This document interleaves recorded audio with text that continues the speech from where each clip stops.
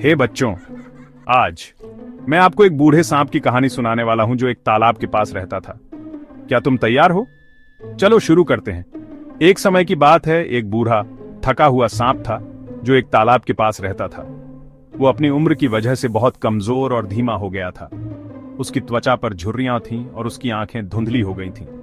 अब उस तालाब में बहुत सारे मेंढक रहते थे। मेंढक तालाब में उछल कूद करते और अपनी मस्ती में रहते।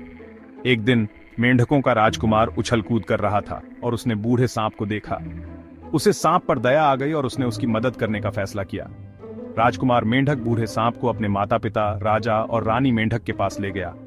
उन्होंने सांप की अच्छी देखभाल की, उसे खाना दिया और आराम करने की जगह दी।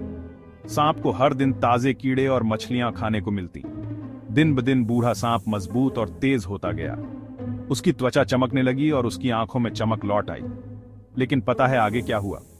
जैसे जैसे सांप मजबूत होता गया, उसने एक एक करके मेंढकों को पकड़ना शुरू कर दिया। सभी मेंढक डर गए और उन्हें समझ नहीं आ रहा था कि क्या करें। उन्होंने सोचा कि सांप तो उनका दोस्त है, फिर ये सब क्यों हो रहा है? दिन बीतते गए और जल्द ही पूरे तालाब में केवल 3 मेंढक ही बचे थे।